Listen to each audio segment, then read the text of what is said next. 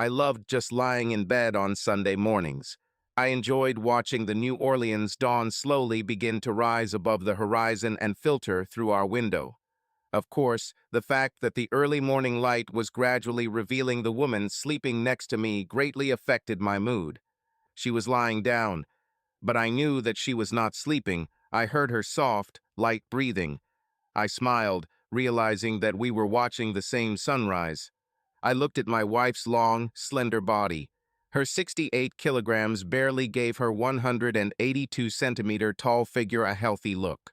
I grinned, knowing that she was now finally healthy, and pressed beneath her body were two beautiful breasts that she often reminded me were almost C.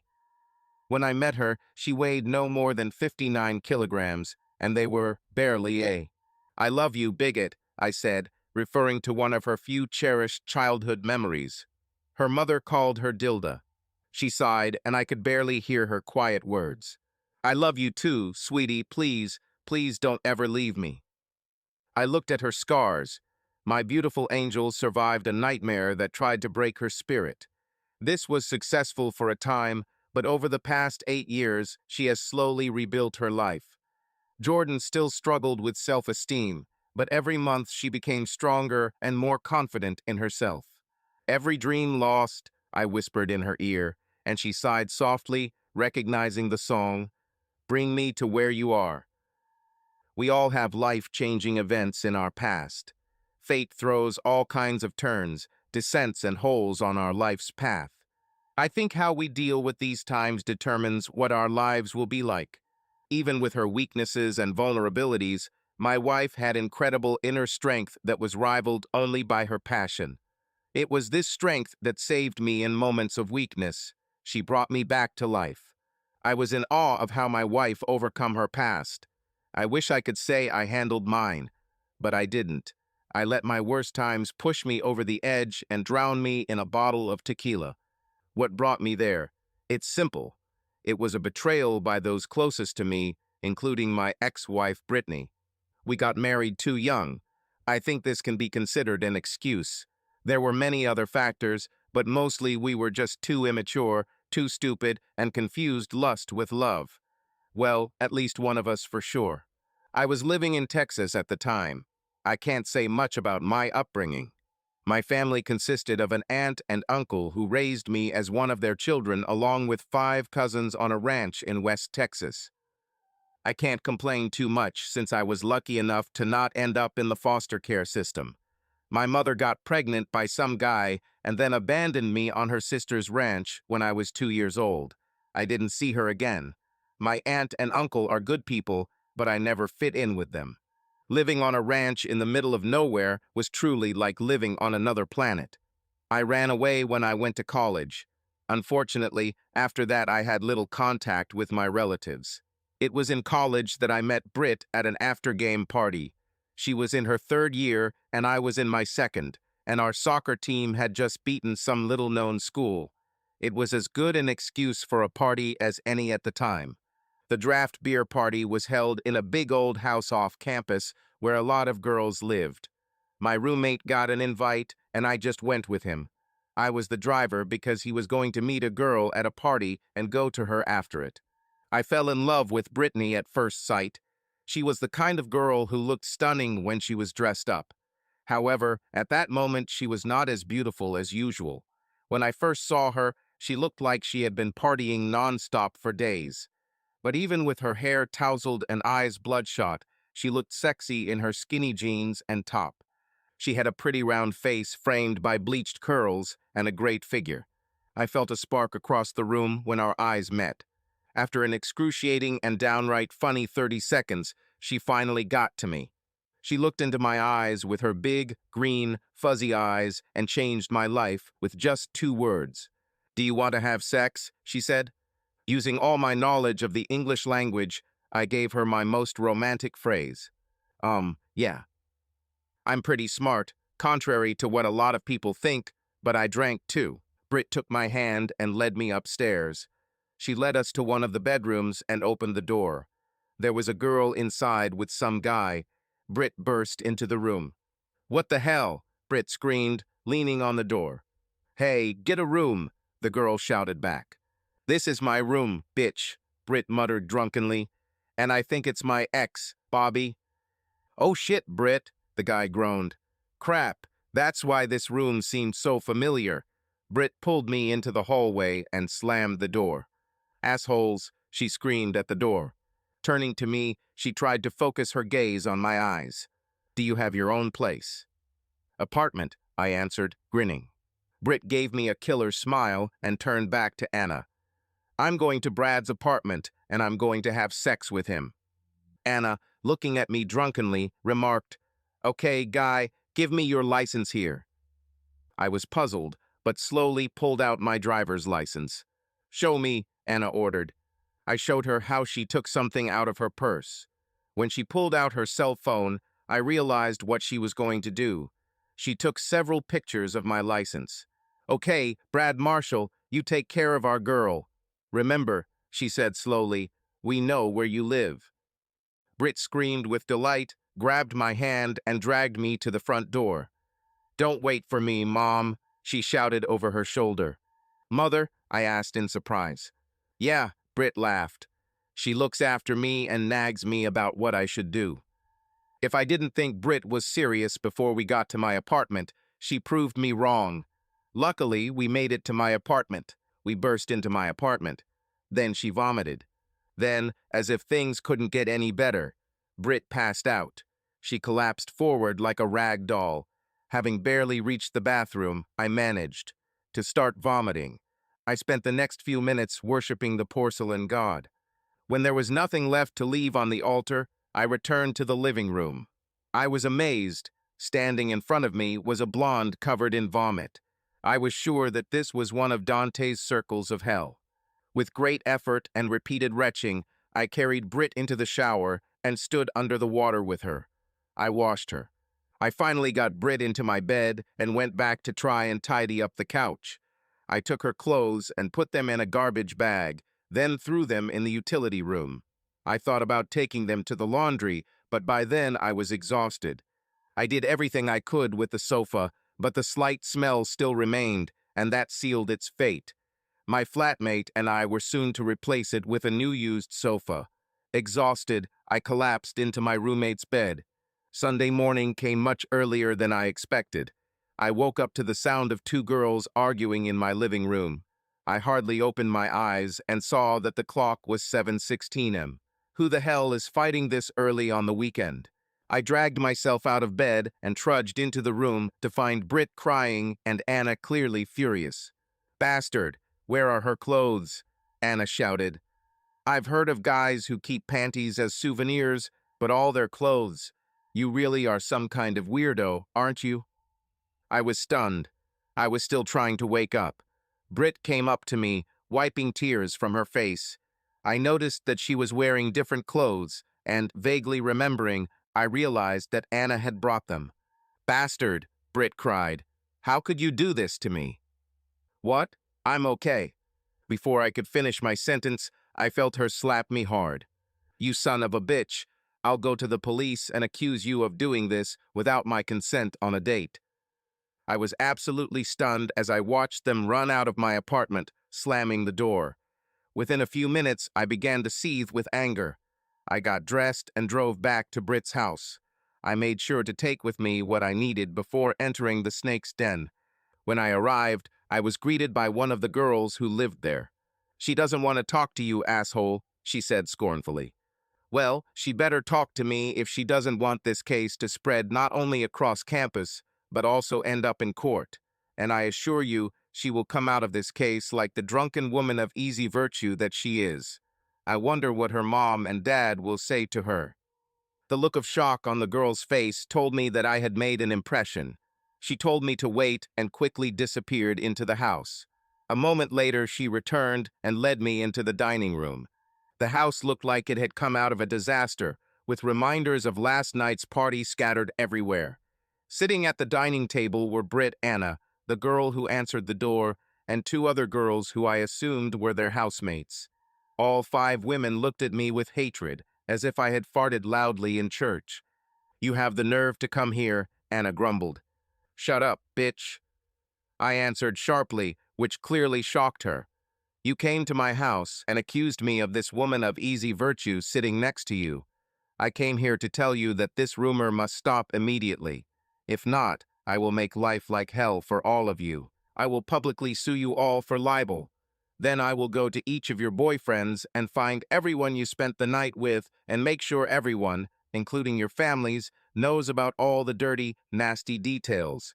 I won't even check if it's true because the truth doesn't seem to bother you. Will this open me up to a similar lawsuit that I plan to file against you? Yes, but the damage will already be done. And since you were both drunk last night, let me remind you that she announced to everyone that she was coming to my house to have sex. I'm sure I can find a couple of witnesses to this. As for calling the police, please do so. If you want, I can call them myself. Even though I tried to clean everything up, I'm sure there's still plenty of her DNA left on my couch. So you're admitting that you had sex with Britt? Anna asked quickly, trying to go on the offensive again. Even though you knew she was drunk? Listen, I went to a party last night, and this cute blonde with a gorgeous ass came up to me and asked me for sex. Of course I agreed. Then she took me upstairs to her room, and we saw Bobby, her ex, with some redhead. I could see the memories of last night starting to clear up for Britt and Anna. Their three housemates sat with their mouths open. So she said, "Let's come to my place." After she took a photo of my driver's license, we got to my apartment. But she turned a dream night into a nightmare by throwing up on herself, me, and my couch. All five gasped. Britt put her head in her hands and moaned. She started connecting all the dots. That's why I'm sure her DNA is all over my couch. I ended up cleaning us both up and putting her to bed. Then I went and tried to clean everything up before collapsing into my roommate's bed. As for her clothes, I opened the trash bag I'd brought with me and dumped Britt's clothes on the table. Although I rinsed it, the clothes remained wet and sat in a plastic garbage bag overnight, which did not reduce the smell. Everyone, including me, choked. "Here are her clothes," I barked at Anna. "And if you need more proof, just come to my apartment and smell my sofa. It's a pity that I'm not the one you thought I was, bitch." Of course, if I had known the hell I would go through just trying to be a good guy, I would have done things differently. I could have just thrown her half-naked, stinking ass out into the front yard. So, now that you've heard what really happened last night, I don't want to hear a word. I've seen what happens to guys who get called that, and I'm not going to let some drunk, promiscuous woman ruin my reputation when I haven't done anything. Clear? They all nodded reluctantly. I threw the empty trash bag on the table and turned to leave. Bruce, Britt stammered, a tear running down her cheek. "My name is Brad, and you don't have to worry. There's nothing you could say to make things better. You're lucky you barely remember last night, because it will stay in my memory for a long time." And that was the end of it. At least for a while. I didn't hear any rumors, so I left the matter. A month later, I received a letter from Britt and a card from Anna apologizing. I saved them in case I needed more evidence. A month later, I was at another house party when someone tapped me on the shoulder. Turning around, I was surprised. Britt stood in front of me, looking like a real sexy co-ed, but this time I could tell she wasn't drunk. "Can we talk?" she asked quietly. I stood silently, looking at her. It was obvious that she was uncomfortable. She was beautiful, but I wasn't sure if I wanted to discuss with her what I was still trying to forget. "Please," she said, looking into my soul with her deep green eyes. "Okay," I sighed. She gave me her dazzling smile, and it made me smile.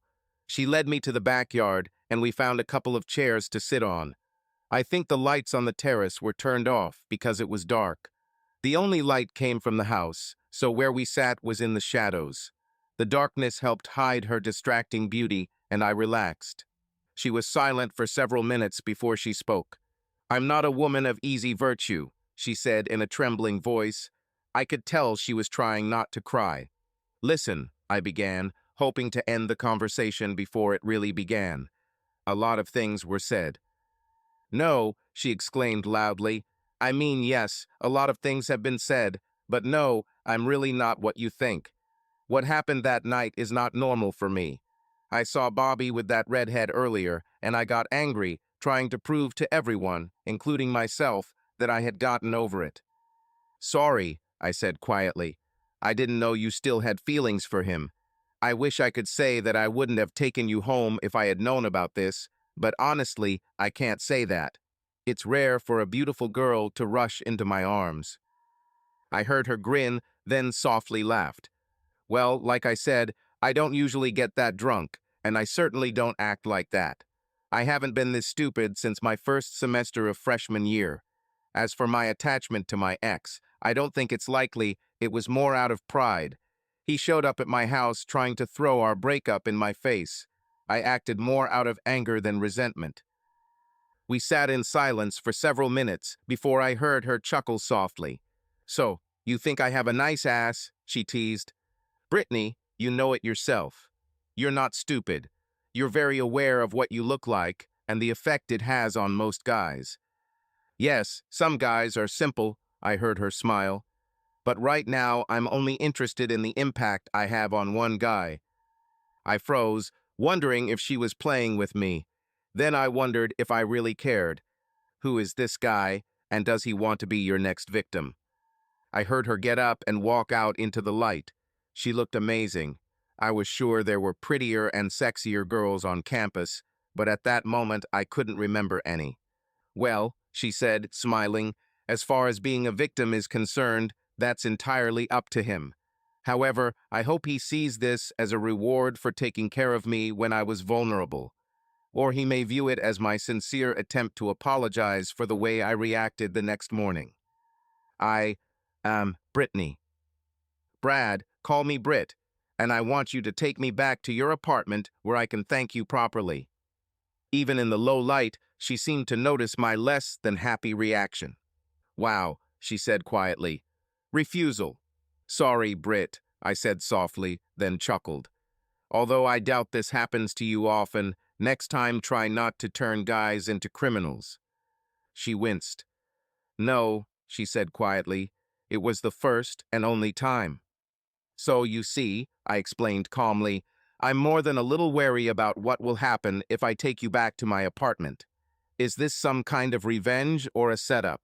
I hope you understand my concerns. A hot drunk girl hits on me and then calls me a criminal and then offers herself up a second time. Sounds like something out of an adult movie, doesn't it? I saw a smile spread across her face. Well, she said, grinning, some fantasies can come true. Let's try to make this a reality. She took my hand and led me back into the house. Looking back, she pulled me towards her best friend Anna and the guy standing next to her. Anna, Tim, Britt screamed before we got any closer. Anna's smile disappeared as soon as she saw me.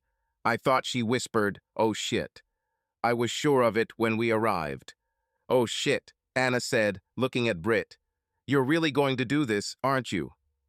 Britt grinned and nodded. Well, I'll do it if he accepts my offer. Come on, Anna grinned. What guy with a pulse would refuse? Anna's boyfriend looked at all three of us with bewilderment. Anna looked at him and smiled. This is Brad, she explained. Tim must have known the story and recognized my name because he nodded and went back to his beer. And Britt, Anna continued, will take him home and give him an apology for being such a bitch. Tim choked on his beer, and the girls giggled. Anna turned her attention to me again and studied me carefully. Do you doubt that everything is on the level? She asked, already knowing the answer. I nodded. Damn, I would doubt it too, but I can tell you that everything is on the level. Britt had talked about it a lot since that morning. We both felt like crap about how we treated you. Anna trailed off and grinned again.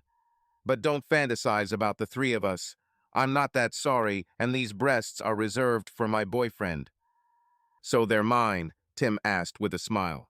Britt and Anna laughed. They should be, Anna giggled. Tim's face turned purple, and I started laughing along with the girls. Then Tim's face began to take on a wide smile. So now I'm allowed to fantasize about the three of us if Brad can't. This time both Tim and I laughed, and the girls froze for a moment in surprise. Only in your dreams, Anna reproached him, slapping his hand. I think that was Britt's signal that it was time to leave. We said goodbye and headed towards the exit. As soon as we left, Britt turned around and shouted to Anna, "Don't wait for me, Mom." I froze as if struck by lightning, and Britt flew at me. She looked at me with concern. "Those are the same words you said that night," I explained through clenched teeth. I saw her anxiety turn to fear for a moment, and then a determined expression appeared on her face. "Let's go," she said calmly. "We need to get rid of bad memories, and I know what memories I want to replace them with." Honestly, she really did it. When we returned to my apartment, she jokingly asked if I had a new sofa, breaking the tension. And so it was. Then she took me to the bedroom. After that night, I didn't want to lose her either. "You were thinking about her again, weren't you?" Jordan asked me softly, pulling me out of my memories. She rolled over, and now we were face to face. I looked into her mesmerizing brown eyes, full of anxiety. "What?" "You were thinking about her again." "In a way," I answered quietly. "Rather, I was thinking about my broken road, and it's always connected with Brittany." I smiled, leaned over, and kissed her tenderly. Softly, I began to hum again. "Those who broke my heart were like the northern stars, showing me the way into your loving arms." She smiled. "Sweetheart," I whispered in her ear, "if you continue, we'll have a repeat of last night." "Do you promise?" she giggled. "Oh, yes," I said. Well, tell you what, I'll make sure you won't be able to get out of bed until noon." I laughed. I knew we couldn't stay in bed until noon, but the thought of her trying it was exciting. "We agreed," I said, kissing her on the back of her head. "Britt and I had a roller coaster romance. This same passion has also led to some monumental fights. The good times were great, but those few bad times were painful. Britt was still a party girl, and her bachelorette party with Anna was a constant source of arguments. However, the sex was incredible, and as far as I knew, she had never cheated on me. We both thought we were in love, so 20 months after we met, we both said, 'I do,' while standing in front of a church full of friends and family. Well, it was mostly her family since only my aunt and uncle were present at the wedding. I was a little surprised that they came. I'm embarrassed to admit it, but my wedding was only the second time I'd seen them since I left for college. Our marriage started off great.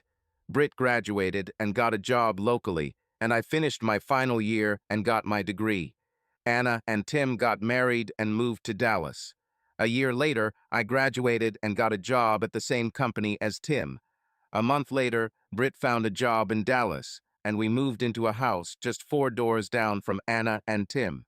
I later found out that this was all planned by Britt and Anna many years ago. Anna convinced Tim to recommend me to his company so we could get closer to them. I wasn't too upset because I got a great job right out of college, and Tim and I became best friends. For the next few years, we lived the family lifestyle of 20-something yuppies. Life was busy but good. Our marriage was going great. Britt and Anna toned down their party girl tendencies and only had bachelorette parties once a month. Tim and Anna had a party at their house once a month. The core of our group of friends consisted of 8 couples. 2 of them were wives with whom Britt and Anna went to college. They only lived a couple of miles away, so once a month, it was like a mini college reunion. The other 4 pairs were from the housing publication. The husbands all got along well, although we were not all close. It was the women who formed a kind of sisterhood. Everything went smoothly, and soon I was looking forward to the next stage of our lives. I wanted to start a family, but I knew Britt didn't want to even think about becoming a mother until we were in our 30s. This was something we discussed and agreed upon before the wedding. However, I approached her with a proposal to start our family earlier than we had planned. Her response was less than enthusiastic. I was disappointed, but not surprised. Britt loved her job, and I loved mine. Tim and I were civil engineers. He worked mostly on new commercial developments, while I found my niche in restoration work. The work went well, although it required many Saturdays and several overnight trips. Things started to change a couple of years after we moved to Dallas. There was always an extra couple or single person showing up at our monthly parties. Usually these were relatives or guests of someone from the group. They usually came a few times and then left, so I wasn't too worried when a month later a cute guy showed up who was a few years older than us. His name was Derek Prendergast, and I later learned that he was something of a heartthrob in college. Britt, Anna, and two of their college friends had crushes on him in high school. Each of them dated him for a short time. It quickly became apparent that he was a hound back then. Apparently, the situation has not changed much. He graduated from law school just a year ago and was transferred to Dallas by his father's Houston law firm. He was married, but unfortunately his wife remained in Houston. I think this is good for her, but bad for any husband whose wife has attracted his attention. I didn't like him right away, just like Tim. However, the sisterhood quickly outvoted us, so Derek became a mainstay at our parties. A few months later, fate intervened again. I started working on a long-term project that prevented me from attending our monthly parties. I had concerns about Britt attending these parties without me, and I shared them with her. It wasn't that I didn't trust her. It was more that I didn't trust him. The result was some of the worst fights we've ever had. Anna and Tim eventually spoke to me and assured me that they would be keeping a close eye on what was happening. I reluctantly acquiesced. It only took a few months before I noticed that things were wrong. It didn't take a psychic to realize that Derek was at the center of it all. For the first 2 months, Britt praised Derek nonstop, and then, nothing. One day, I heard Britt talking on her cell phone to Anna. Her words caused alarm. When she told Anna, "Don't wait, Mom," everything turned upside down inside me. I was suspicious for the next couple of months. I watched her and even checked her condition several times, but found nothing. I told Tim about my suspicions. He and Anna met with me again, trying to allay my concerns. Tim said he had never seen anything illegal, and Anna assured me that nothing was going on. It wasn't until I showed up unannounced at the next monthly party that I learned the truth. It was late summer, so when I got to Tim and Anna's house, I knew most everyone would be in the backyard, lounging by the pool or grilling. I wanted to make a surprise appearance, so I entered through the front door. Two of Britt's college classmates were sitting in the living room, laughing. When I entered, their laughter suddenly stopped. I saw their eyes turn to the stairs as the color drained from their faces. If I hadn't suspected anything was wrong before, my spidey sense was now just screaming that something was wrong. One woman tried to distract me while the other stood up. "Don't," I growled, and she quickly sat back down. I walked towards the stairs and heard one of them speak. "Please, Brad," she said quietly, her voice trembling. "Please don't go up there." I stopped and looked at the two women. It dawned on me that not only did they know what was going on upstairs, but they were apparently okay with it. One thumbs up for the sisterhood. I knew that Anna and Ashley were the de facto leaders of the group, but I had no idea that some of the wives would follow them around like lemmings. I shook my head in disgust and walked up the stairs. I knew where I thought they would be. There were 3 bedrooms upstairs. One was converted into an office and the other into a home gym. The logical choice was the guest bedroom. I was both right and wrong. I was right that they were in that room, but I was wrong if I thought I was ready to see them together. When I opened the door, this asshole was just pulling on his pants, and my wife was lying naked on the bed. "Oh crap," Britt said when she saw me first. "Brad." "Hi, honey," I spat. "Surprise?" Derek looked at me in shock at first, and then grinned. Well, he did just that until he got a good look at my face. Then he took a couple of steps back. I'm 6 feet tall and weigh about 190 pounds. Not all that impressive, but there wasn't much fat, so it wasn't too bad. This Don Juan impersonator was a couple of inches taller and a good 20 pounds heavier, but it was obvious that it was all for show, with nothing to back it up. "Listen, man," he began before Britt cut him off. "Derek, please let me talk to him." "Not much to say, Britt. Not when I discover my prostitute wife having sex with this ant." "Derek, could you give us a few minutes alone so we can talk?" she said, ignoring my comment. Derek grabbed the rest of his clothes and left. "Brad," she said, standing up. She looked down and quickly grabbed a towel. When she looked up again, she at least had the decency to look embarrassed. "Brad, I'm so sorry," she said quietly. "You weren't supposed to find out about it like that." "Find out what?" I shouted. "That my wife is a cheating woman of easy virtue?" "No," she answered coldly, "that I love Derek and want a divorce." The next few minutes were less talking and more screaming. Eventually, I found out that their affair had been going on for several months. They were careful, except for these monthly parties. Apparently, our circle of friends had already fully accepted them as a couple. It was also clear that sisterhood had kept some husbands silent. Brittany said she's always had a thing for Derek, and now he's ready to divorce his wife so they can be together. She continued to ruin my world by saying she still loved me, but Derek was her true love. When I asked what the hell she meant, she revealed that she and Derek fell in love freshman year of college, but his family forced him to go to law school and get into a political marriage. She and her college friends knew this. I was stunned. I knew they dated a few times, but I never thought there was anything serious between them.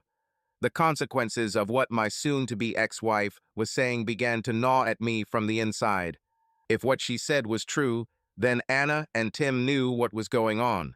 Moreover, they should have allowed it to happen, perhaps even encouraged it, lied to my face. The same could be said about sisterhood. Those who were supposedly my friends betrayed me. The pain was almost as intense as that of betraying the woman I loved. It's hard to say what I felt at that moment. Luckily, I was in shock, so I felt numb. I went downstairs to be greeted by Anna and Tim, as well as a crowd of people who had once called themselves my friends.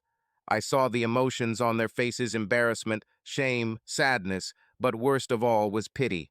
I felt a cold rage begin to build inside me as Anna and Tim approached me. "Brad," Anna said, her eyes full of tears. "She's my best friend, and she loves him. What could I do?" "Well, Mom, go to hell, you lying bitch. If this is how you treat someone you call a friend, I don't want to even imagine how you would treat someone you hate." I glared at my former best friend. "Stay away from me, or I swear to God I'll hurt you," I hissed. "And you better stay away from me at work, or I'll get us both fired. Do you understand me, you traitorous piece of shit?" Tim looked at me with pain etched on his face. Tears began to shine in his eyes, and he nodded. "Damn, man," said a voice behind me. I turned around and found myself face to face with Prendergast. "It's no surprise that she wanted something better," he continued. "And it's not the end of the world, she's not the only one." I hit him. "What the hell kind of friends are you?" I barked at the crowd. Although what did I expect, because I know that at least 3 of you are also cheating. Crap. Little did I know it was some kind of wife-swapping party. I didn't really know anything. I suspected one husband of cheating, but the rest was just a bluff designed to sow doubt and cause pain. "You can all go to hell," I shouted, pushing through the room. I don't remember how I got home that evening. I remember nursing a bottle of patron tequila while waiting for the police. Surprisingly, they never came. Unfortunately, Britt came. She didn't say much, just went upstairs and started getting ready. She stopped at the exit. "I'll stay with Anna for now," she said, tears streaming down her cheeks. "I'm not sure what will happen next. Brad, all the paperwork is ready. They will be given to you tomorrow. Do you want it done here or at work?" "What do you think?" I growled. She held back a sob. "I'll tell them to come here. Brad, I'm so sorry. When Derek told me in college that his family had already arranged his career and marriage, it destroyed me. He was the love of my life. I know he had a bad reputation back then, but he has changed. Now he is his own boss, and we have a chance to be together again. I just have to try. I didn't want it to end like this." "How did you think this would end? Did you think I would bless you to go to him? Damn, you really are a selfish prostitute, aren't you? Let the door hit you in the ass when you leave, bitch." She left with a loud cry. A couple of days later, she returned. However, her mood clearly changed. Now there was coldness between us, and we had nothing to say to each other. The next day, when I returned from work, two police officers were standing on my doorstep with a restraining order. Clearly, Brittany feared for her safety. I was taken out of my house, and I had no doubt that Derek had moved there that night. Derek and Brittany played the perfect match with me. I found out why charges were not brought against me after the party. Apparently, Tim found his courage soon after I left. When Derek threatened to call the police, Tim responded that if he did, Tim and several others would claim that Derek hit me first. Tim told Derek he was lucky. If he got what he deserved for stealing another man's wife, he would be dead and his family would still be looking for his body. Tim's awakening of conscience didn't mean much to me. I was kicked out of my own home, I lost my wife and all my friends. I thought about revenge, but what could I do? I couldn't disgrace them. Everyone already knew, so I was sure her family knew too. Derek had already filed for divorce, so I couldn't ruin his marriage. I was sure that Derek's father already knew that his son was a piece of shit, so there was nothing for me to do there either. I also learned that Derek was sent to Dallas from Houston specifically because of his infatuation with married women. He doesn't seem to have changed, despite what my soon-to-be ex-wife believed. Brittany had apparently decided to raise the bar, so I certainly didn't want her back. I couldn't hurt Derek professionally or financially at that moment, so I had to settle for kicking his ass, which was my only revenge at the time. It sucked, but at least it was something. So I ended up in a squalid motel room with no wife, no friends, and no home. I watched my life go downhill. I didn't drown in self-pity, I dove into it like a swan. The next few months were hell. The pain and disappointment continued to eat away at me from the inside, and to get rid of them, I became my own doctor. My so-called friends tried to apologize, but I told them all to go to hell. I would never trust them again, so I didn't just burn my bridges, I blew them up. One woman, Karen, asked me if her husband was one of the people I mentioned when I talked about cheating that night. Everyone knew that her husband, Jeff, was a big flirt, and if anyone was cheating, it was probably him. I told her that was not the question she should be asking. The real question was which of her friends did he sleep with. She left in tears. I should have felt bad, but they all betrayed me, and with tequila, I didn't feel anything at all. By the time my divorce was finalized, I needed to drink a bottle of tequila every 2 days to function. My personal life was a living hell, and my work was rapidly deteriorating. It's no surprise that Brittany and Derek got married a month after our divorce was finalized. I thought about crashing the wedding, but by then I was barely holding down a job. I knew that any legal trouble would take away the only thing that kept me sane. 7 months later, I found out Brittany was pregnant. That's when I completely lost my mind and went on a drinking binge. I guess fate decided it had screwed me over enough because for some reason my company didn't fire me. Instead, they forced me into rehab with plans to move me to a new location so I could start over. I suspected Tim might have been involved, but I never knew for sure. The rehab they sent me to was like a 2-month military boot camp on a ranch in the middle of nowhere. Damn, I'm back at the ranch. Even though it was hard, it was a turning point in my life. I left there sober and with hope for a new beginning. Given my background in restoration, sending me to New Orleans made sense. After Katrina, there were a lot of old properties here whose owners simply took the insurance money and left. The new owners began to restore these beautiful old buildings to the best of their ability.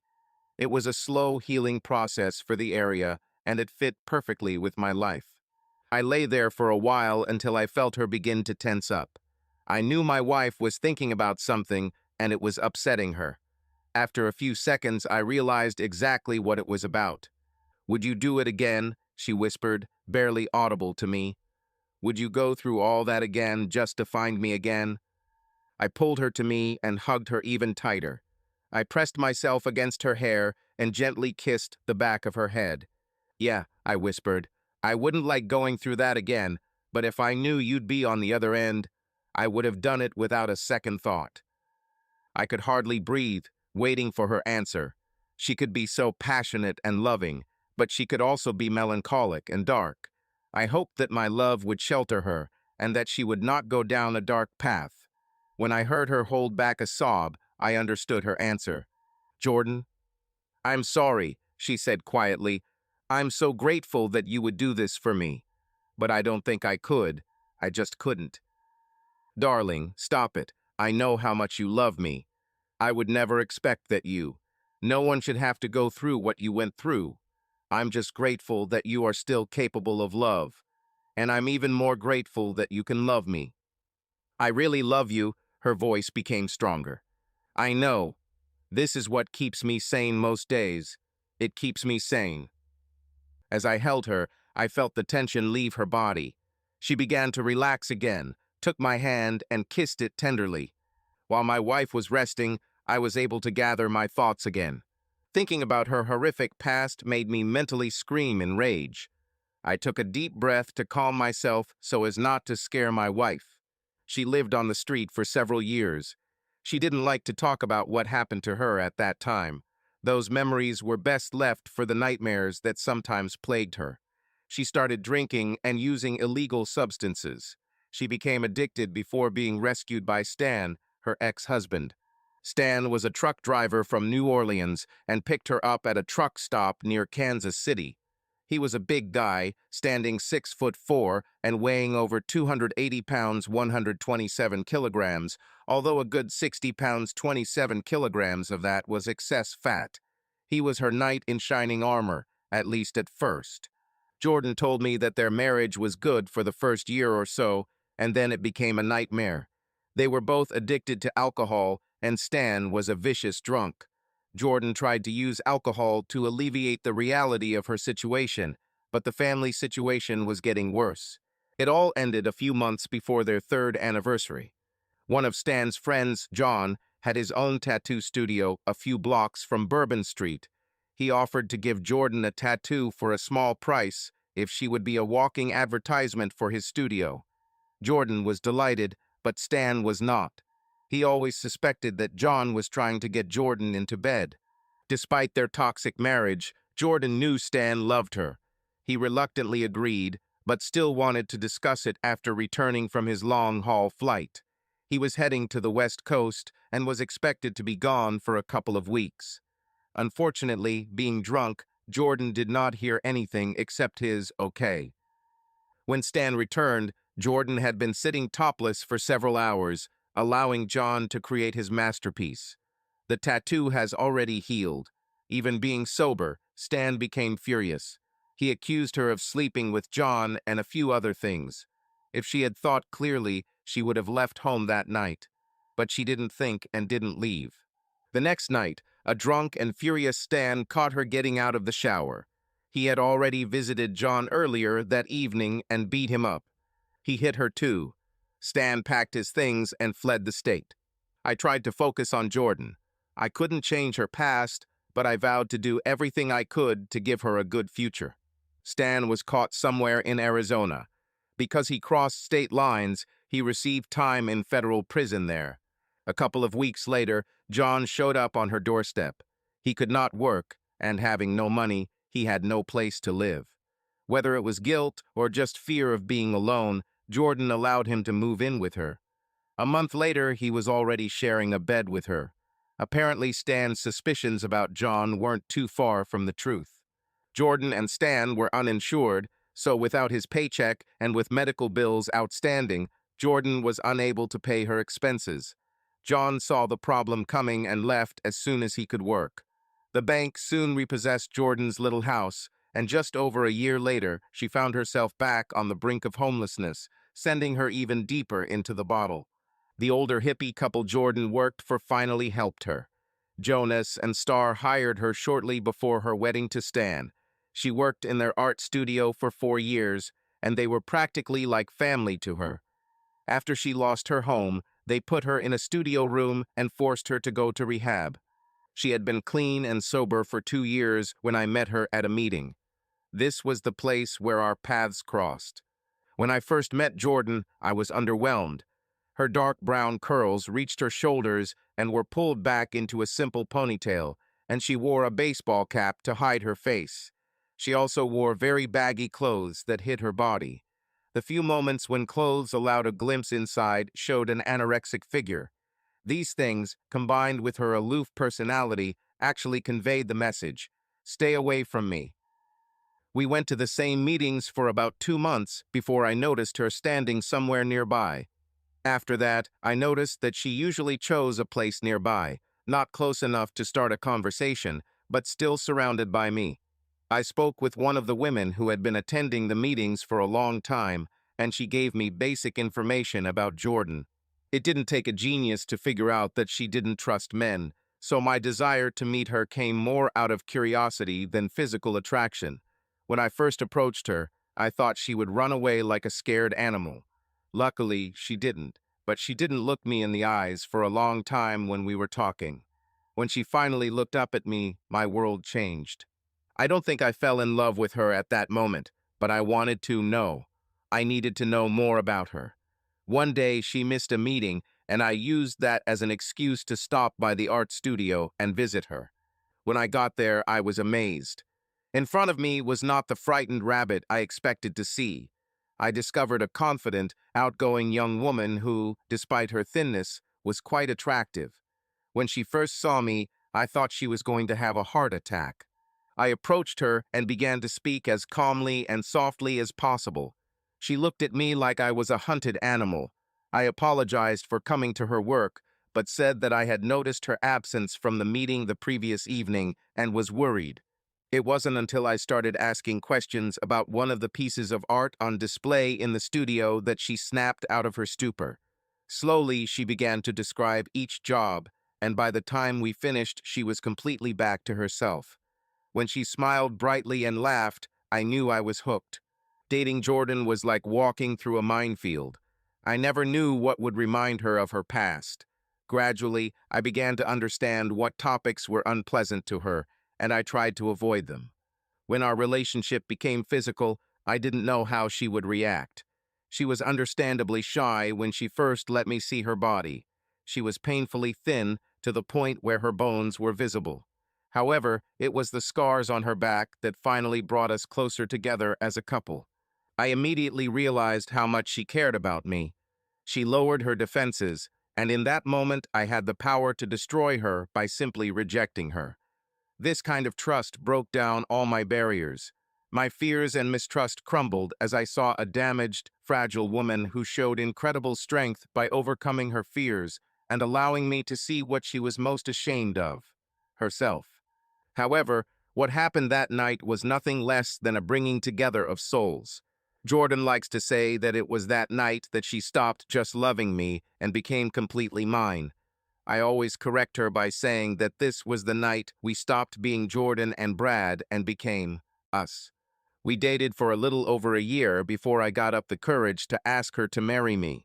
She had made it clear months ago that the answer would be yes, but I still doubted whether we could do it. It wasn't that I doubted our love, it was that we were both so hurt. Looking into her eyes, I quietly sang the rest of the chorus. I know this for sure. God blessed the wounded road that led me straight to you. Tears welled up in her eyes, and she struggled to hold back a weak smile. Really, Brad? She whispered with a hint of despair in her voice. Are you really happy that you found me? How do you tell someone how important they are to you without scaring them? I thought to myself, and if you tell them the truth, it will make you vulnerable to their actions. Jordan's love brought me back to life. Thanks to her, I dared to trust again, to love again. She was the center of my universe. This strong but fragile woman needed me and wanted me, so I was ready to do anything for her. I will love and protect her until my last breath. This kind of love frightens many and causes fear in most. Without you, I said, kissing her tenderly, without you, my life would be colorless, like one of those prints in your art studio. You breathed life into my world, and I thank God for that every day. You're like an artist painting my future. With every stroke, every tear, every smile, every touch, you make my life brighter. Am I glad I found you? Just like a drowning man is glad for a lifebuoy. I'm more happy than words can describe. She surprised me by rushing towards me. When she pressed her whole body against me, trying to merge with my skin. I thought that we would soon make love, but she stopped. Pulling away, she looked into my eyes and whispered, "Thank you for loving me. You make it look easy. Plus, I'm so lucky to have such a beautiful and sexy artist painting my life." I saw her gaze move to the side. "Jordan," I said softly, but with enough firmness that she looked at me again. "You are beautiful. You are an incredible work of art, a masterpiece. Maybe like Picasso," she snorted. "Brad, I know what I look like, what my body looks like. I see the scars. I know how ugly they are and how it spoils me." "Damn it, stop it right now," I growled. I saw surprise and fear on her face. I've never spoken to her in that tone before. "If I heard some guy say that about you, what do you think I would do?" Her face softened and she relaxed. A sparkle flashed in her eyes and a slight smile played on her lips. "I'd probably have to explain to the police why you hit that guy." "Exactly. What if some woman said that?" This time she giggled. "Well, I doubt you would hit her, but I can imagine some rude and cruel things you might say." "Darling, I know." "So why do you think that I can calm down?" I interrupted her. "Here you insult my wife, the woman for whom I gave up everything else, the one I love with all my heart. Why do you think I'll put up with this nonsense?" She looked at me as if I had hit her. "Oh, honey, forgive me." "Jordan," I said softly, "you are a masterpiece. I just wish you could understand it, so you could see yourself through my eyes." I thought for a few moments, then sat down and leaned my elbows on the pillow. "Let me try to explain it this way," I said, smiling at her. "Imagine having the Mona Lisa hanging in your studio. I probably would have been arrested for stealing art." She laughed. I couldn't help but smile. I love her laugh. "Okay, be a little patient. I'm trying to get a point across, okay?" She sat down and, smiling, pretended to be submissive. "Okay, Master Yoda, I'll be a good girl." I looked at my naked wife sitting cross-legged on our bed. As I slowly ran my gaze over her body, I discovered that I had completely forgotten what I was going to say next. As I focused on her face again, it was obvious from her sly smile that she knew the effect she was having on me. "Yoda, huh?" I snorted, collecting my thoughts. "Well, we'll see how you handle the Force a little later, young Jedi." "Do you promise?" She giggled. "Oh yeah," I sighed. "Now, what did I say?" "Something about the Mona Lisa," she replied with a smile. "Oh right. It's not that I think she's that beautiful, but she definitely qualifies as a masterpiece, don't you agree?" Jordan nodded. "Okay, now imagine that some idiot somehow gets in and ruins the painting." I heard my wife gasp and her hands go to her mouth. God, how I love these creative people. They are so creative and their imagination is so vivid that they can actually visualize certain scenarios. With a few quick blows, he changes the picture forever. Then a huge amount of money is spent on its restoration. When the work is completed, the painting is returned to its original condition as much as possible. Surprisingly, the restoration was done superbly. However, there are still noticeable lines where the knife cuts the canvas. Now, is the painting as beautiful as before? No, but many still consider her beautiful. But the real question is it still considered a masterpiece? The answer is, of course, yes. The bastard's actions did not change the skill with which Leonardo da Vinci created every brushstroke. It did not destroy the smile captured in the painting, nor did it diminish its importance to the art world. It will still attract countless visitors, each of whom will admire the picture as a whole. The fact that she was desecrated will likely make her even more beloved among current fans. Knowing what happened to her will gather even more attention and attract a new wave of fans. I looked closely at my wife, praying that she would hear and believe my next words. "My beautiful, damaged wife, you are this masterpiece." She hugged me so tightly that I could hardly breathe. She buried her head in my chest, and I gently stroked her hair as she pressed herself against me. I could barely hear her quiet "thank you" through her sobs. As I held her, I hoped and wondered if she would let those words penetrate her heart this time. I knew that her self-confidence was gradually being restored after being destroyed by her past. She grew stronger every day, and the woman she became was even more amazing than the one I initially fell in love with. I remembered the fears I had before our wedding. I didn't know how she would react when things got tough. Mostly, I didn't know if she would run away. We were both so weak back then.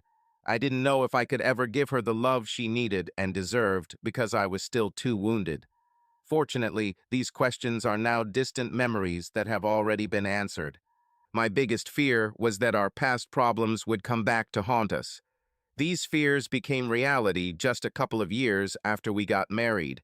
We ended up facing both ghosts of our past within a few months of each other. I immediately knew something was wrong when I came home and found my pregnant wife crying. She told me that Stan called her. He was released early and is back in the city. She said she told him she was married and expecting a child, but he still wanted to see her. I told her that I could deal with him myself, but if she needed to meet him to complete this chapter, I wouldn't mind if I was there. It seemed like it was the right decision because she climbed onto my lap and wrapped her arms around my neck. Jordan said that part of her life is over, and she never wants to think about it again. I knew it wouldn't end there, and I was right.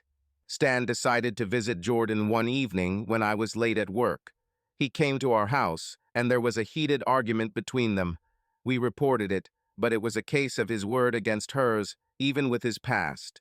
Sometimes laws are so ineffective that it's just not funny. Police warned him to stay away from Jordan. We got a restraining order against him, but that wasn't enough for me. It took several weeks to arrange everything.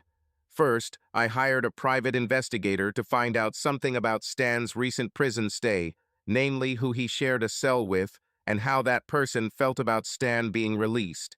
After that, all I had to do was use a few personal connections. A variety of people work on construction sites. Fortunately, I knew quite a few people with questionable character. It wasn't hard to throw a little welcome party for my wife's ex-husband who beat her. After that, all that was left was to wait for the right moment when it would be possible to talk to Stan without witnesses and at the same time have a reliable alibi. It took a couple of weeks, but one night Stan was robbed outside a bar. The police, of course, questioned me, but I had a cast iron alibi. I was planning on just having Stan get a little scared and threaten to stay away from Jordan. He should have been told that if he did not leave, evidence would be planted on him that would ensure his return to prison. Unfortunately, one of the guys took what Stan did to Jordan personally, and he ended up in the hospital. Even despite all this, Stan didn't leave town right away. I think finding a bag of illegal substances in the front seat of his truck made him realize that he was soon going back to jail. We never heard from him again. Were my actions a little extreme? Perhaps, but this bastard came to my house and threatened my wife and our unborn child. He's lucky I didn't put a bullet in his head and bury his body in some unnamed place. A few months after that incident with Stan, I had to face the ghost of my own past. It wasn't as extreme, but no less unpleasant. It all started when I learned that for one of our restoration projects, my group would be working with another group from our Dallas office. As it turns out, Tim was part of that group. I expressed my concerns to my boss. His response was, "Be professional and get over it." I had a newborn son at home, and I realized that I liked my job and the salary that came with it, so I did just that. Tim and I worked side by side for a week before he approached me. "Hey, Brad, do you have a minute?" "Yes, what do you need?" "Problems with a load-bearing wall in the kitchen." "No, it's okay. Look, Brad, I just wanted to talk to you." He said hesitantly, "Maybe I can buy you a beer after work." "I don't drink anymore. I don't handle alcohol well, remember?" "Crap, exactly," he groaned. "Sorry, dude, I just wasn't thinking. Look, I just wanted to apologize to you and to Anna too." "Listen, Tim, apology accepted. I have a wife and child. There's no point in bringing up the past." I know, Tim said, shaking his head. "But the thing is, I saw that it was difficult for him to say something. Just say what you want. Anna is coming this weekend, he said, hesitating. She wanted me to invite you and Jordan to dinner at our expense.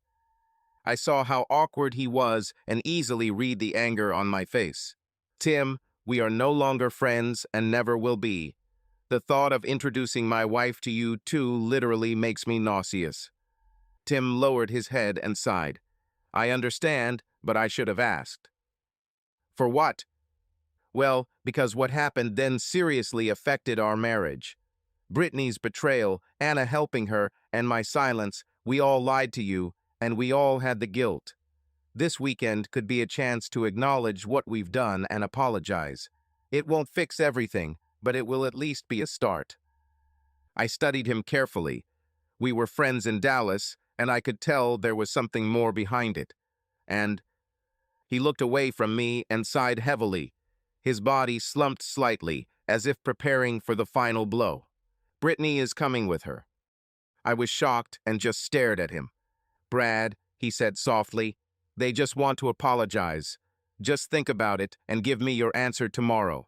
I know if I were you, I would tell everyone to go to hell, but you are not me. So I ask you to think about it before you refuse. I knew that my answer would not just be no, but absolutely not. But I also knew I needed to talk to Jordan. I told her I would support her if she needed to face her scumbag ex-husband, so I had to give her a chance to offer to do the same for me. She amazed me when she offered to accept the invitation. I told her I didn't really need to do this, but she said she was so relieved after Stan left town that she wanted me to have the same closure. I said that I would do almost anything for my wife, even what I don't like. She thought it was important, so I agreed. I told Tim that we agreed, but with a couple of conditions. First, there won't be any dinner, but we'll meet for coffee and donuts at a little outdoor cafe near Jackson Square. The second condition was that Tim apply for a transfer back to Dallas immediately. After that weekend, I didn't want to see them anymore. He reluctantly agreed. Jordan decided to make a night out of it and suggested we go to one of our favorite seafood restaurants near where we were meeting the others later that evening. It was casual business attire, but she wanted to dress up a little. When she left our bedroom, my breath caught. She was wearing a little black dress, but without expensive accessories. Still, she looked beautiful, really beautiful. At first, I thought maybe she was trying to make a statement to my ex-friends and ex-wife. However, I then realized that this was the first time we had formally dined out since our son was born. Motherhood has had a wonderful impact on Jordan. My timid, shy wife turned into a real bear when it came to Brandon, and this confidence gradually flowed into other areas of her life. She has been keeping a close eye on our newborn baby like a hawk for the past month. I had to literally beg and even threaten her to leave the house at least once. I'm sure she was already going a little crazy after spending a month at home guarding her nest. I knew this evening was going to get even more interesting when Jordan pulled out her black 4-inch stilettos. Looking at me, she could hardly contain her smile, raising her eyebrows. Well, what do you say? She said playfully, male. It's worth remembering that Jordan and I are both 6 feet tall. Okay, she's taller than me by 1/4 of an inch. She likes to emphasize this at every opportunity. We both know these shoes will make her look a little awkward, like a newborn giraffe, but she loves wearing them so she can look down at me and enjoy the moment. I love her laugh, so her teasing never bothers me, although I try to pretend it bothers me. All this for the pleasure of my bride. She smiled at me and chose shoes with lower heels. She decided that she wanted to dance after our meeting if we felt like it, and very high heels were not suitable for this. We agreed that one of her close friends from work would look after Brandon that evening. I think Jordan called home every 15 minutes. Her constant desire to check on our son was actually a blessing in disguise. Her restlessness and nervousness helped diffuse the tension that had been building as our meeting time approached. As we entered the cafe, several heads turned in our direction. Jordan could definitely pull off the look of a leggy, cool woman in a black dress. I couldn't help but smile to myself. My wife's self-confidence was clearly growing, and I was beginning to realize how much her presence made me a better person. Her presence next to me more and more reveals the best qualities in me. We quickly found our table, and I introduced Jordan to everyone as we sat down. I immediately noticed that the last 5 years had not been kind to Anna and Brittany. While Anna clearly gained extra weight, Brittany seemed to have lost too much. We spent the next few minutes keeping quiet about the elephant in the room as the women complimented Jordan on her looks and gushed over Brandon's photos. The table had the atmosphere of a group of friends meeting again after several years of separation. It made my stomach turn. I waited for the waitress to take our dessert order before I started speaking. "Well, let's get started," I said coldly. "Say what you need to say. What do you want, Brittany? Right?" "No, lie to me. You know how much I love it," I snapped. Brittany and Anna jumped back from my rage. Tim shook his head slowly. "I told you both, but neither of you listened," he said calmly. Brittany was the first to pull herself together. "Well, I know I more than deserved it," she said, took a deep breath, and calmed down. "Okay, Brad," she continued, "it's true. The truth is, before I found out last week that you got married again, I was planning to come here to New Orleans, New Orleans, to see if you still had any feelings for me. I knew we wouldn't just fall into each other's arms, not after what I did, but I hoped there would be at least a spark of love that somehow survived all of this." "Hardly?" I chuckled.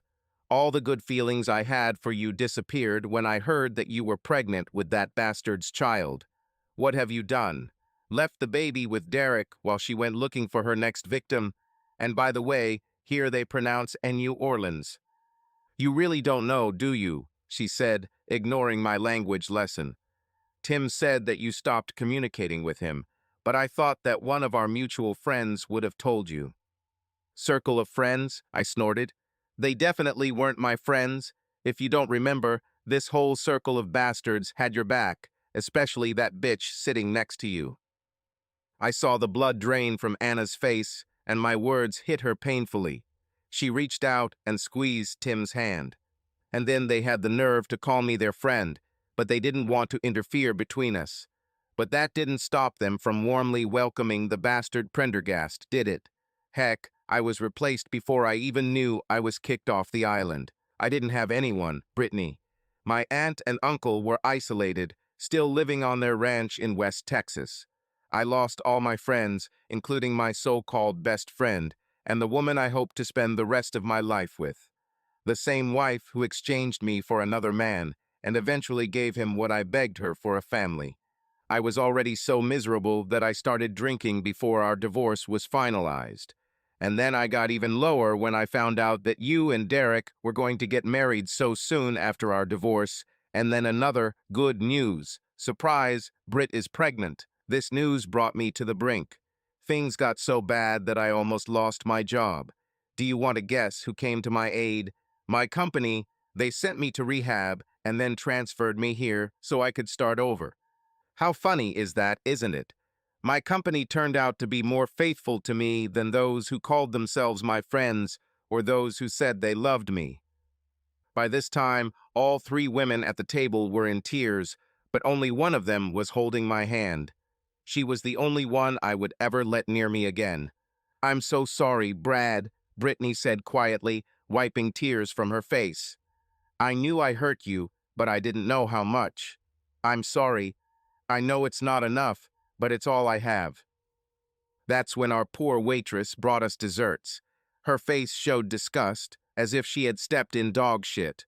I'm sure she looked at our table, where there were three crying women, one awkward man, and another clearly angry man, and she just wanted to run. Tim called her, handed her some money, and whispered something to her that clearly calmed her down.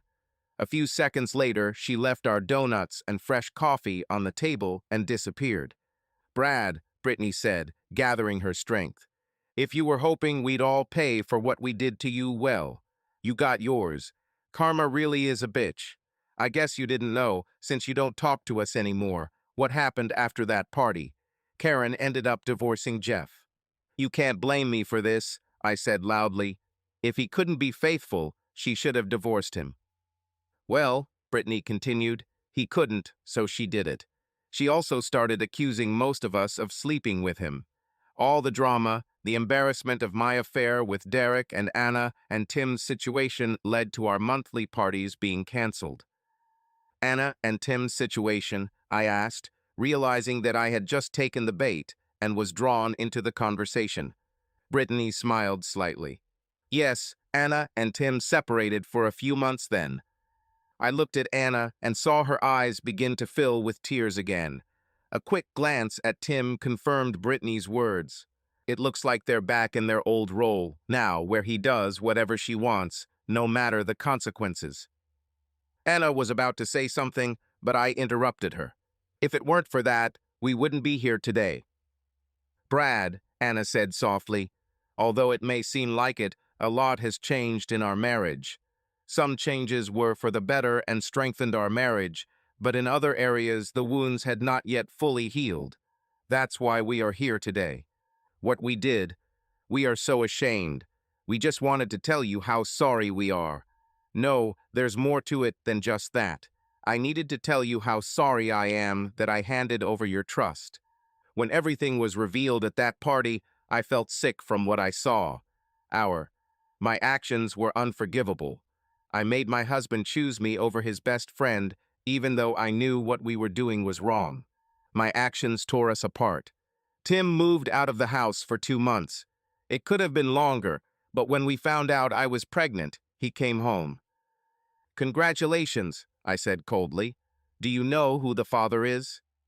Brittany gasped, and Anna looked like I'd hit her. I turned and glared at Tim, challenging him to an argument. Anna was the first to pull herself together. You may not believe me, Anna said quietly, but I never cheated on Tim. Well, I answered coldly. Brittany had to learn how to be a good cheating wife from someone, and you were such a good mom to her then. So you're right, I don't believe you, guilty by association. Anna took a deep breath and nodded. Obviously, my husband felt the same way. One of the conditions he set before returning home was to stop communicating with Brittany. We haven't spoken for over a year. Then, with Tim's permission, I reconnected with Britt, but by then so much had already happened. There was no longer the same relationship between us. Brad, I'm so sorry. I'm sorry for what our actions did to you, what they did to all of us. I sat silently, saying nothing, until I felt a thin, warm hand squeezing mine. I looked at Jordan and saw the pleading in her eyes. She was asking me to let go of the past. Okay, Anna, I sighed. What's done is done, it can't be changed. The truth is, I don't hate you and Tim. I just try not to think about any of you. That was until Tim moved here and became a reminder of the past. Dude, I'm sorry, but I didn't think you'd agree to meet with us otherwise, Tim said quietly. Well, you were right, I wouldn't agree. So you apologized, and I accepted your apology. You are forgiven. Now maybe we can all move on with our lives and never cross paths again. What about me? Brittany asked with a trembling voice. Have you forgiven me? What about you? Colder than I wanted, I answered. Damn it, Brittany, it was all about you, as always. She wiped a tear from her face with a napkin. I felt Jordan's hand gently squeeze mine again. You're right, Brad. I was a stupid, selfish bitch back then. An uncomfortable silence hung at the table. Everyone seemed to be waiting for my answer. Well, don't expect me to disagree with that, I said sharply. It may not change anything, but, Brittany continued softly, I knew I had made a terrible mistake even before our divorce was finalized. During his divorce, I learned that Derek wasn't as honest with me as I thought. His family never stopped him from marrying me. They hoped that he would marry his first wife, but they never insisted on it. Derek later told me he felt pressure from his family. I had my doubts, but by that time I was already attached to him. I knew I had ruined any chance of saving our marriage. Like a fool, I was chasing an old dream that wasn't even real in college. You asked earlier who is looking after my child. My girl is in heaven with the angels. I lost her when I was 5 months pregnant. Doctors then discovered several things. It turns out that I have a genetic disease that does not allow me to carry my child to term. The fact that I lasted 5 months was, according to them, a small miracle. There was something else that the doctors discovered. I had a disease that was transmitted through sex, and I didn't know about it. It was a gift from my ex-husband. I was stunned. For a moment, I thought she accused me of infecting her. Well, definitely not from me, I spat. No, Brittany chuckled sadly. It was my other ex-husband, Derek. When Derek and I got married, I thought we were both tested. I thought it was part of a mandatory blood test. I was wrong. Testing is voluntary. I was tested, but Derek wasn't. So you could have infected me, I growled. Jordan squeezed my hand. Brittany looked at me and tears rolled down her cheeks. Yes, she could, but she didn't infect her. Luckily, I didn't infect you. My initial tests came back clean. Even a follow-up test a few months later was negative. They said I probably got infected shortly before or after I became pregnant. Derek claimed he must have been infected before he moved to Dallas, but when a married woman living in North Dallas tested positive and called him her lover, his infidelities came to light. Lawsuits and threats of lawsuits made Derek unpopular at his father's law firm. Although nothing came of it, the scandal was enough for the firm to distance itself from Derek. Two more married women found themselves in a terrible situation where he was forced to reveal all his sexual contacts. I don't know why I didn't expect him to cheat on me. I shouldn't have been surprised because he cheated on his first wife with me. I guess I was hoping this wouldn't happen during the first year of our marriage. I was left alone too, Brad, even though I knew I brought it on myself. My husband cheated on me, my ex-husband hated me, my family was extremely disappointed in what I did to you, and my best friend stopped talking to me. Our marriage didn't last a year after I lost my child. Derek ran into some hole. 6 months ago, he died of pneumonia. My condition has not yet become fatal, but every day I live in fear. This disease is no longer a death sentence like it was many years ago, but damn, it has changed my life a lot. I also live with the knowledge that my situation is to blame no one except myself. It's my own damn fault that I ruined a good marriage for a stupid girl's dream. I chased my imagination and ended up with nothing. My life is still in shambles and the future looks pretty bleak. I will never be able to have the family I now want, not because of illness, but because of a genetic defect. Of course, adoption remains an option, but being a single woman with this condition makes it much more difficult. Brittany, I said evenly, you're still attractive enough to fool some poor soul. You don't have to be lonely. No, she answered sadly. I can still have sex or even have a short fling, but that's all I can hope for. I don't go on dates often due to my illness, and because it limits the number of men who will want to date me. When they find out, most men see me as either a one-night stand or someone to share their illness with. This dramatically reduces the number of men of the type I am looking for, the type I had with my first husband. Brad, if you were hoping for some kind of comeuppance, you got it. I'm a 30-year-old, twice-divorced cheater with a medical condition. Not the woman most men would want to marry and spend the rest of their lives with. I watched silently as my ex-wife seemed to shrink into herself. Her tears flowed freely, just like Anna and Jordan's. I sat there confused, not knowing whether to express my condolences, laugh, or applaud her performance. Then I looked at my wife and suddenly realized everything. When I looked at Jordan's face and saw the compassion in her eyes, I realized something, well, actually several things. Turning my attention back to Brittany, I noticed that everyone at the table was looking at me. I think it's my turn to be in the spotlight again. I won't tell you that it doesn't give me some sense of satisfaction to hear that your life sucks after what you did to me, I said softly, what you did to us, but it doesn't bring me any joy. I won't dance happily because you have a disease. Of course, I'm not going to lose sleep over it either. The simple fact is, Brittany, I really don't care what happens to you. Or Anna or Tim.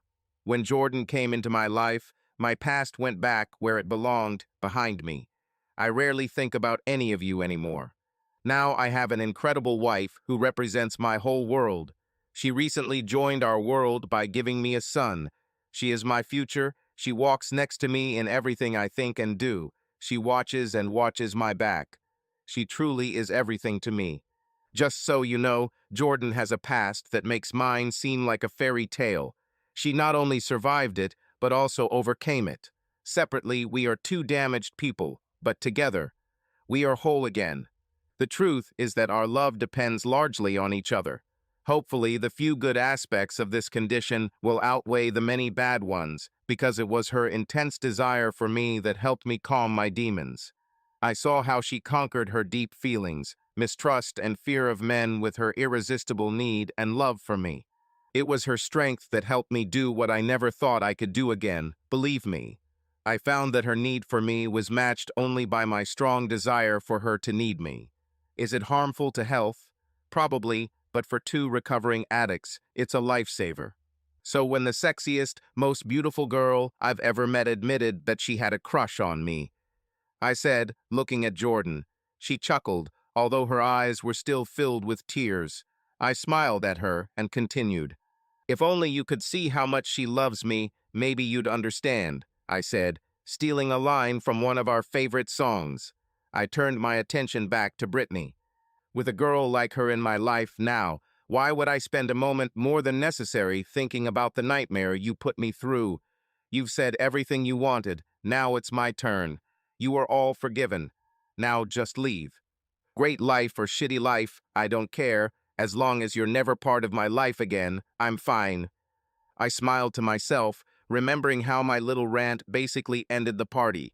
However, the evening was not over yet, and so I smiled. Jordan looked so damn good that after we met, I had to ask her to the dance.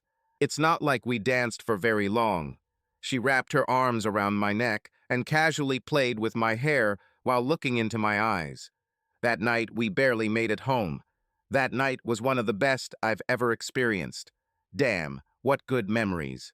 A penny for your thoughts, she whispered, her soft southern voice catching my attention. Worth more than a penny, I laughed, and definitely for adults. I saw her eyes widen, and then a small evil grin appear on her angelic face.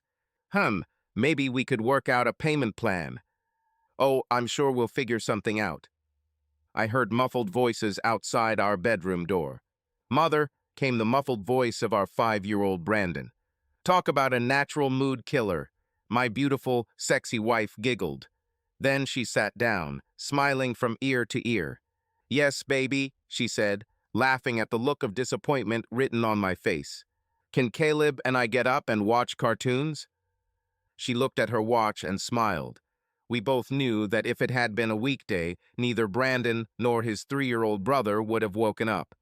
Either Jordan or I would have to drag them out of bed, both of them moaning and thrashing around like zombies. But since it was the weekend, surprise at dawn. Not yet, darling, she cooed.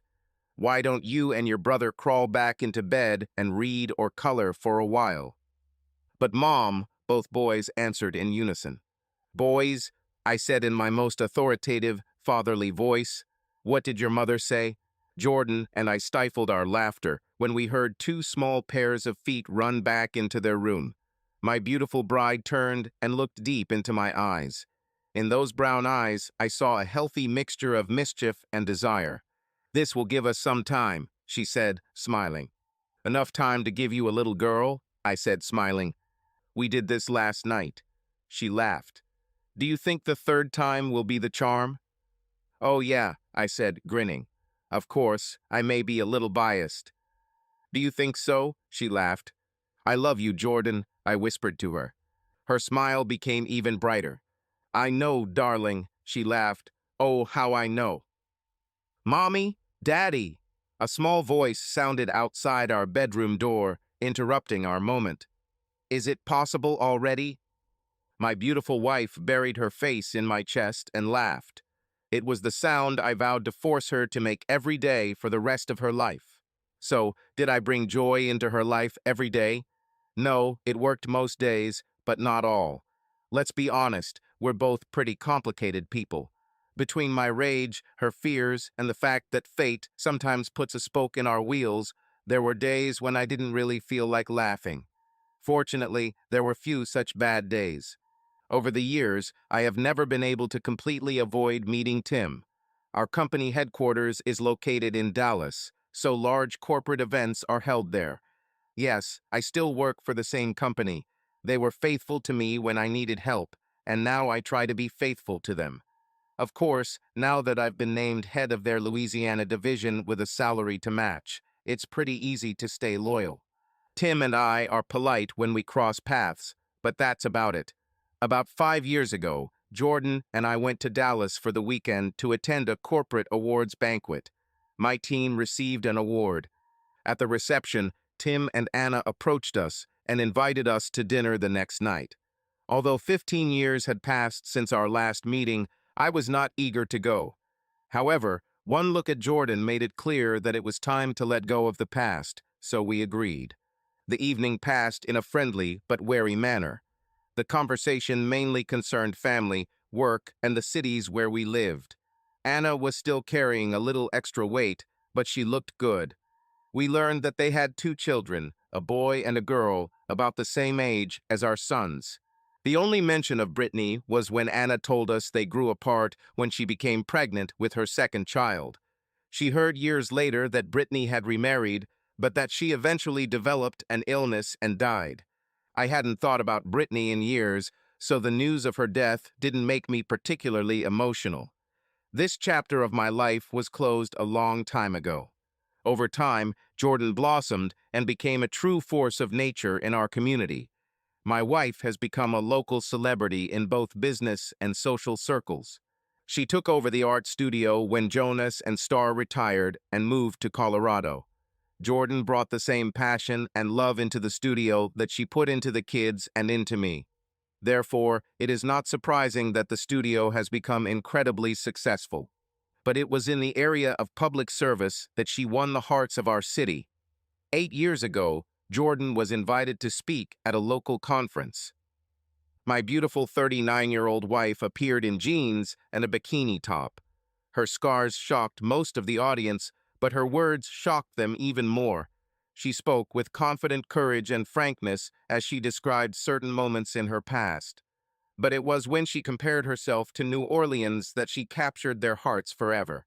Like the area after Hurricane Katrina, Jordan said her life was left in scars and ruins. But the love of her friends, her children, and her soulmate brought her back to life. She will always bear scars, just like the city, but those scars don't define her. They're just a reminder of where she's been, sort of like a road map. Her life was a masterpiece, as was the city she loved, and nothing could change that. And yes, I took a little credit for this comparison. There wasn't a dry eye in the audience as my 4 children, and I joined her on stage.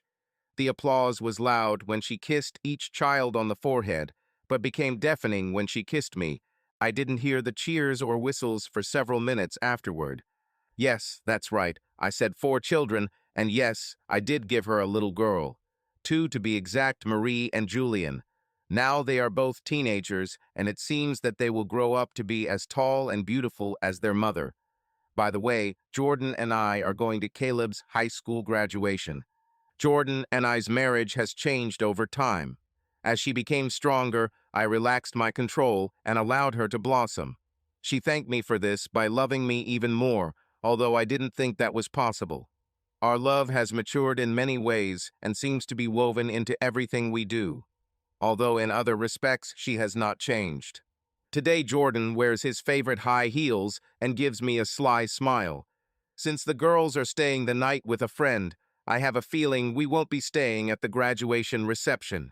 I wonder if we'll even make it to my truck. Subscribe to our channel so that your love doesn't cheat on you, and go ahead and listen to the next story, because this story is nothing compared to the next one. If you're under 18, don't even think, click to the next one.